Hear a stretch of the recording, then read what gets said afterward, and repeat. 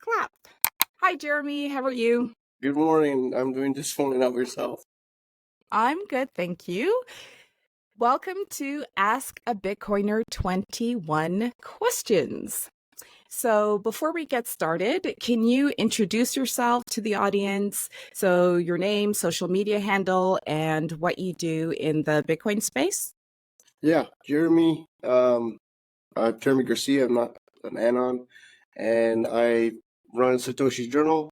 My personal Twitter handle is at Jeremican5445, and my the company Bitcoin company Satoshi's Journal is at Satoshi's Journal, and we do Bitcoin education and news, and we try to post as much as possible about what's happening in Bitcoin, and then we focus on people's Bitcoin stories. So that's what kind of makes us different from other Bitcoin media companies, I guess, is focusing on trying to find out what your story is, you publish it, and you have the opportunity to get tipped in sats. So that's what I do in the Bitcoin world. You're very humble because you're the founder and CEO of Satoshi's Journal, and you say I run. It's nice. It's humble. No, And I sometimes just forget. So yeah, I'm the CEO and founder. I'm here to remind you. And I actually met you through Satoshi's Journal. And I think I wrote one or two articles, one about Machinkura. And I just have to say personally that my experience with Satoshi's Journal and meeting Machinkura through Twitter Spaces, Kodatsu, was a huge awakening for me because I'd been doing diversity and inclusion consulting. And I finally realized what it meant to have Bitcoin, or to understand that Bitcoin is permissionless. And so when you have a permissionless system, you don't have to necessarily discuss inclusion. Anyone can participate and build projects and stuff like that. So I have to say thank you because you contributed to that aha moment in my life. Yeah, no problem. It's been a very impactful time on me as well. Got to meet so many people around the world. We still do some Bitcoin Twitter spaces. We started those about a year and a half ago, and they're still going, ran by three friends of ours. And they still interview people from all over the world. And it's basically African-centric, but anyone in the world can come in those spaces and talk about their Bitcoin experience. So it's really cool. Yeah, totally. Totally. Okay, so Ask a Bitcoiner 21 questions. The whole idea or the goal of this is to get through 21 questions within 10 minutes. I sent you the questions ahead of time, and I think it's pretty cool because it allows us to get to know you better and to get some personal insights and insights on Bitcoin. But there's one caveat. I swapped out one of the questions for another one, so that you're not totally like over prepared. But I think it's in a domain that you know and you're familiar with, so it shouldn't be a problem. Yeah. Are you ready? I've got my little box too. I'm going to start the timer and let's, oh dear, go. Okay, it's starting. First question. Which areas of your life have been most impacted since learning about Bitcoin? Most areas of my life that have been impacted since I've found Bitcoin are, I'd say, diet. I need to work on it better, but I learned a lot about diet. So that's been very impactful. There's so many people in the Bitcoin space that I've met that are super versed in so many different areas, but it seems like Bitcoiners, they're very versed in diet and exercise. And prior to this, I was versed in it, but I became more versed in it. So that was one area that was most impactful because it helped me like study there's the carnivore diet, there's the vegan diet, and then there's the between deal. And it seemed kind of far-fetched that it would just be carnivore and carnivore only. And so when you look into it more deeply, it seems contrary to popular belief that that would be the best way to go, but it seems like the science point that way. So, and then when you start implementing it in your own life, it makes a big difference. So that's one of the impacts. The other impacts, of course, is the financial impact. I've been trying to attain financial freedom for a long time, and if you're trying to Yeah. do that with the fiat, um, you can't get to financial freedom unless you play the game that they're playing. And the game they're playing is actually the game of Monopoly. And every family has played the game of Monopoly. It's a board game, very popular. And in that board game, all the players, the goal is to have one player own all the assets and bankrupt all the other players. And Yeah. so, and the banker, as part of the rule set, it says specifically that the banker can print more Monopoly money if they run out of money. So, unbeknownst to most of the world, that board game is what's playing every household in the world. So if you know how to win that board game, you can win the fiat aspect of the game. But it's better if you actually. That's what my aha moment is in learning about money and finding out that Bitcoin was the best form of money.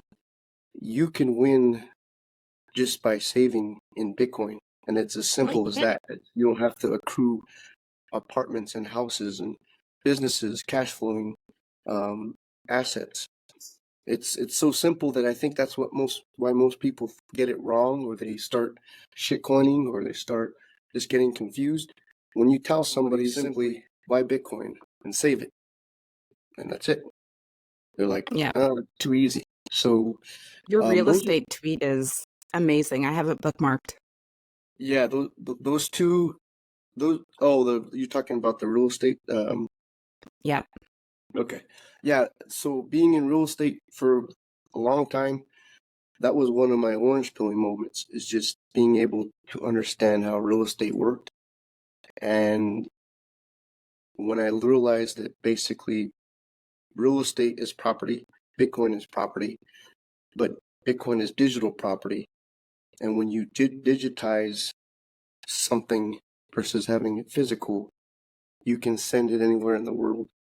And in Michael Saylor's own words, at really any frequency, any time, for however long, for any rate. Like that guy's something else. But um, those were probably the two most biggest impacts on my life, and most impactful on my family.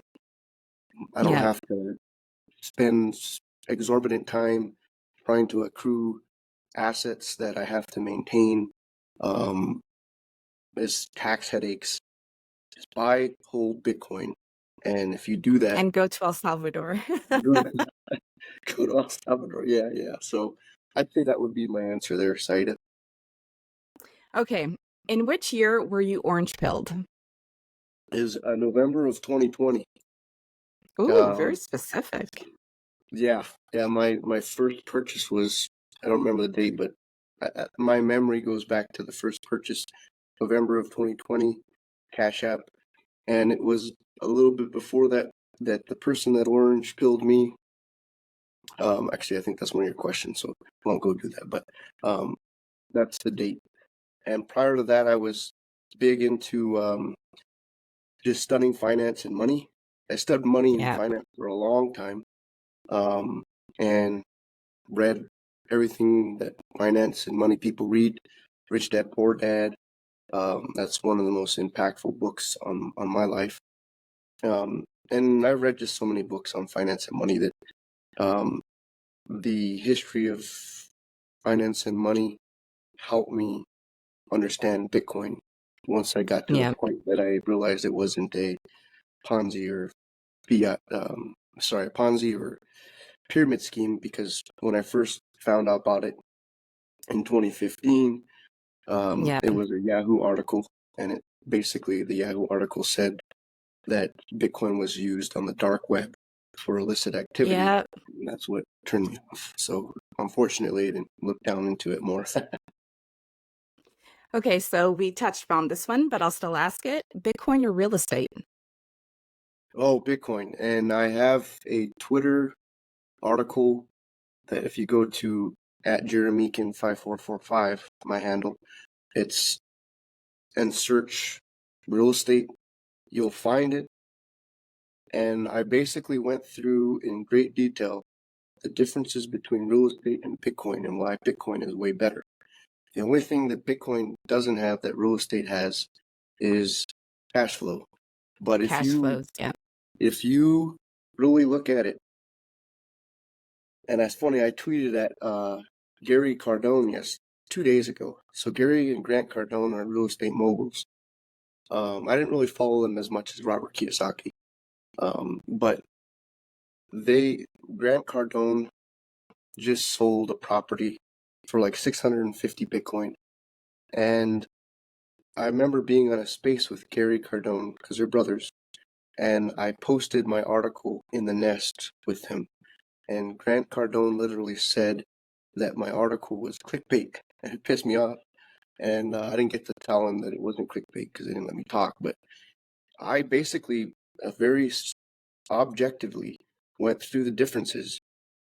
And as far as the cash flow aspect of real estate, Bitcoin will actually appreciate, in my opinion, faster than even the cash flows that you can generate from a business. That's what I think.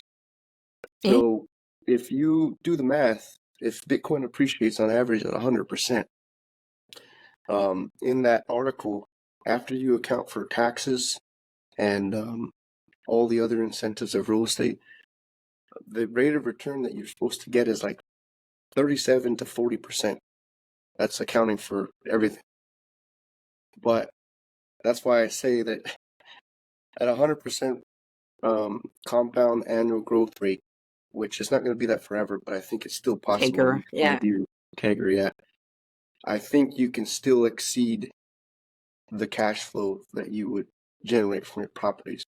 So one of these days, maybe a few days from now, I'll write an article and do the calculations just to show, because a lot of people, that's what their argument is, it doesn't cash flow. So the other thing though is, even though you cash flow in real estate, the cash that you're generating is inflated. So unless you're cash flowing enough to offset all your expenses, plus inflation, because inflation is compounded. That's another thing that people don't really hone in on. Inflation is compounded. If you're getting a return on your money of 10% and inflation is 2, you're getting only 8. It just eats it right at the top. And if you're not accounting for inflation, that's why most people can't retire today and in the last 10 years. Their financial advisor does not say, hey, this is adjusted for inflation. And so people get to retirement age and they literally can't retire because they were in assets that weren't keeping up with inflation. And that's actually the reason why you see people still working at Walmart or anywhere else. Yeah. Because they couldn't retire, and it's very sad to me. So that's why financial literacy is the most important thing to put in our school systems. And I hope that happens sooner than later. But yeah, that would be my answer. So yeah. So 10 minutes are up. I think ask a Bitcoiner 21 questions in 10 minutes is just not feasible because we've gotten through 3 questions so far. We'll continue with the 21 questions and it'll just be ask a Bitcoiner 21 questions. Yeah. Well, wait, so I thought it was 10 minutes for every question. I got that wrong then, right? No, that's probably my miscommunication. Oh, It's shoot. I'm supposed to sorry. be answer 21 questions in 10 minutes, but that's Oh okay. my We can gosh. continue. Yeah, I'm so sorry. I misunderstood that. And when I thought about it, I saw 21 questions, 10 minutes, 210 minutes. It's a long time. That's a long. Okay, well, just ask me any question that you like, and I'll answer them as quickly as possible. Sorry about that. Oh, no, that's okay. Okay, so favorite Bitcoin book, blog, or article? My favorite Bitcoin book is actually probably Bitcoin money you can't fuck with by going parabolic. Ah, It's not one that's very a lot of people talk about, but I really I like don't it. know that one. Yeah. I will check that out. Next question. Will the Fed ever get a handle on inflation? No. Simple, to the point, direct. Spend, hodl, or trade? A hodl. Hodl. You didn't Yeah. spend any sats in El Salvador? Well, the cold storage stack hodl, Yeah. the stuff you have in hot wallet to spend, Yeah. and so indeed, when I was in Salvador, that was the best thing, as everyone accepted Bitcoin and it was quick and bum bum bum. So it was Yeah. cool to be in a circular economy in which that was allowed and people liked it. And but yeah, the majority of what you save just hodl, and then whatever Yep. you have in hot wallet you spend, because You spend. we have to support the network in both forms. Mm-hmm. There's everyone says hodl, hodl, and that's it. But I mean, everyone doesn't go and use the internet just for sending emails. I mean, they use it for a lot of things. So Mm-hmm. I don't know what the equivalent of using TCP/IP for saving would be, but we don't just use TCP/IP for saving. We use it For for saving. internet. We use it for streaming a video right now. We use it for all kinds Yeah, of things. So I use the network in its full capacity. I totally agree. Okay, list Bitcoin's value proposition in 5 words or terms or less. Um, the value proposition in 5 terms would be, oh geez, I would just say 5 terms: Or savings, less. savings, savings, savings. I mean, I'm a super Yeah. saver. I was a saver before Bitcoin, and still blah blah Yeah, blah. same. And now I'm a super saver, and more so now, I think, because the value proposition is such that when you have something that can't be created out of thin air, you just want to save it. It's like really the most precious thing second to your time on earth. So if you value your time, you need to Yeah, encapsulate it in something that allows it to be encapsulated in there, and that's Bitcoin. So yeah, 5 words is save. That's fine. save, save, save. Okay, which country would you like to visit the most Africa, that you haven't already visited? yeah, namely in Africa, probably Kenya and Yeah. South Africa and Namibia, because I have friends over there. So that would be my answer. We touched on this. Carnivore, vegan, or who cares? I think both. Even though I said earlier that it seems like all signs point that carnivore is the way, it's hard for me to believe that there's ever just one right answer. I mean, Mm-hmm. humans are complex organisms and they need a little bit of everything. So I don't see any problems with having a little bit of everything. So yes, having a diet of meat is good, but a lot of Bitcoiners, I think, have to realize that there's people whose bodies have issues processing certain things. I have a cousin, literally, he can't eat hardly anything. I don't know. He still doesn't know to this day what his Oh issue. dear. He can't eat a lot of food. So every person's a little bit different. For the most part, we are the same as far as how we're comprised of whatever. But it's gonna be different for everybody. So I would say both. Both. Ooh, this is a contentious question right now. Ossification, or does Bitcoin need to change? I think that it's gonna change, but as soon as Satoshi sent the white paper, paraphrasing him, he said something to the effect that, well, actually, I think this is other people saying this, but he basically, after he sent the white paper, it was pretty much done. So like anything that's going to be changed from here on out, it's going to be very hard to do so because it'll require the consensus of most everybody. The nodes, I think it's 90% plus. I kind of liken it to like dinosaurs. Let's talk about a crocodile. The crocodile is still evolving.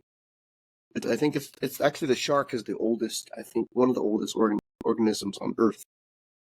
It's still evolving for millions of years, and I think that's what Bitcoin is going to do. But very, very, very, very, very incrementally. Like we'll just say Bitcoin was done 95%, and there's like 5% tweaking left. I mean, the majority of the tweaking is going to be on second, third, fourth layers, but the first layer is 95% done. I mean, I would even go as far as saying 99% because there's not going to be much more. I don't think that's going to change, but yeah, it's very contentious. So that's coming from a down on the farm. That's a down on the farm answer. That's not a developer answer. So hopefully people don't hate me. Very pragmatic. What is the best resource for people who are new to Bitcoin?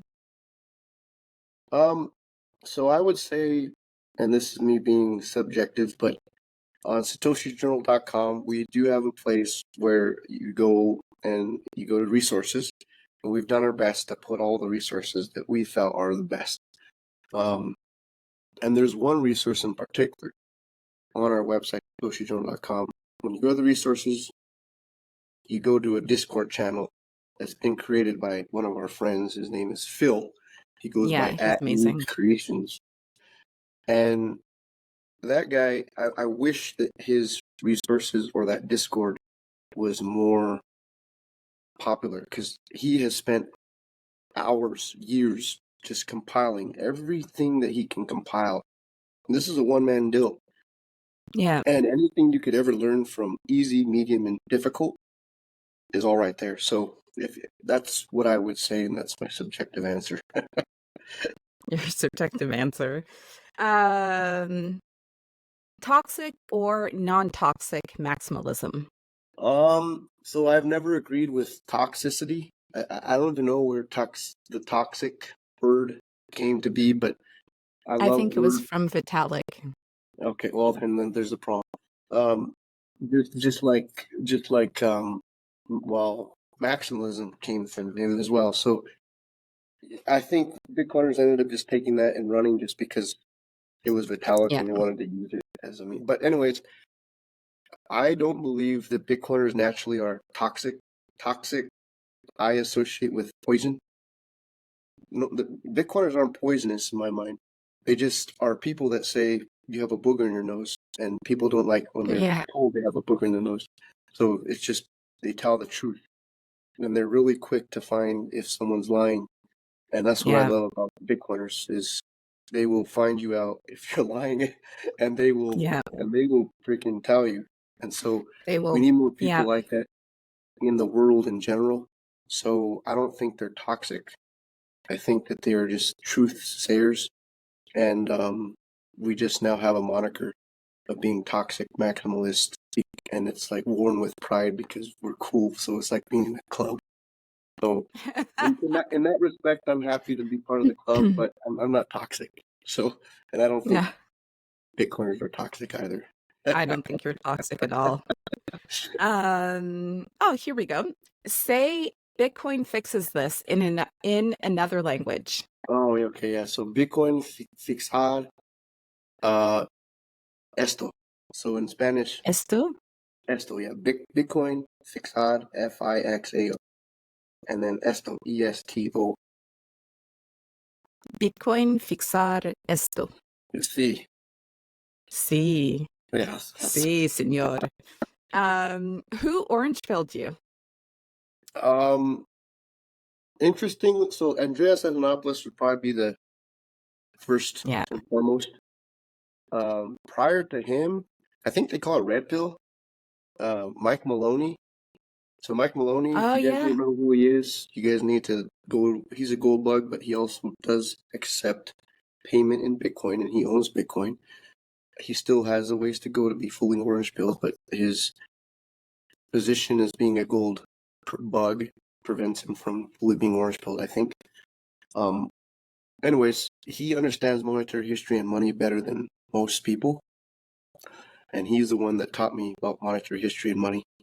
And I highly recommend you go to just search Mike Maloney on YouTube and search the it's called the oh shoot, The Hidden Secrets of Hidden Money. Secrets of Money. That should be Yeah. shown in all schools, like year Yep. one, I think. And then so he would have been the red pill, and then Andreas Antonopoulos would have been the orange pill. I miss him. I loved his content. Yeah. Is Bitcoin... Sorry, go ahead. No, yeah, he's great. I wish he would talk more, but I guess he maybe said everything he needed to say. I highly recommend you read all his books, listen to all his podcasts. He can talk in a down on the farm manner. He's not super technical. I mean, he's technical, but he's not going to talk in using huge words. So definitely listen to him. Yep. Is Bitcoin a cult? I don't think it's a cult. Well, actually, I think by definition it's a cult. I have to look at the word cult. I think it's basically a group of people that have a strong belief in something. And so by that definition would be a cult. But cults, because I looked this up a while back, I think what I'm saying is true. So truth me. But cult, the word has a bad image by most, like even including my family. If you're told you're in a cult, that's almost like you're in a devil worshipping deal. And we're not devil worshippers. So cult is a bad word because people associate with like bad things. But if you're a group of people with a strong belief in something, I think you're defined as a cult. So I think we're in a cult, Saida. But once again, do your own research and see if I'm right, because I can't remember what. My mother better not listen to this. She's super Christian, super religious. Yeah. Okay, so Bitcoin is multidisciplinary. Which discipline are you most drawn to, i.e., cryptography, programming, economics, etc.? I would say the economics part of it, specifically. I mean, economics is a lot, but yeah, I'd say economics is be my technical forte, I guess.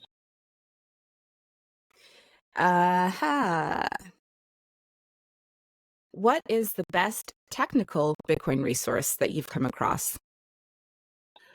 Probably Mastering Bitcoin, Andreas Antonopoulos' book. I research it, or I've read that book, not all the way through because I'm not a programmer, but if you read that book, even though it says Mastering Bitcoin, you don't have to be a master. He actually writes it in such a manner where it's, like I said, down on the farm. Anyone can read it, but then it gets technical as you go. But if you want to really, like, it's a good reference for you to be able to, exactly. Yeah, when people, like, when really smart people that are programmers speak on Twitter, or Bitcoiners in general that are programmers, and they say something that is like a term you don't know, that's where I go. I'm like, oh, that's what they're talking. Totally. Or when I'm messing around with my node, I have it right beside me, and I'm always like, it's very humbling though, because I realize my limitations, but it's a great reference book. Yeah. Okay. Austrian, Keynesian, or another school of economics. Which do you prefer? I subscribe to the Austrian, which I think is what most Bitcoiners subscribe to, and mainly because the basis of Austrian economics is that we have a free market, versus Keynesians, it's having a market that's not free, and they can basically create things out of thin air, namely money, currency. So that's what I would subscribe to. Trying to think of the other economic types there are, but yeah, I can't think of any that I would subscribe to outside of that one. Okay. We touched upon this. Who is the best Bitcoin educator of all time?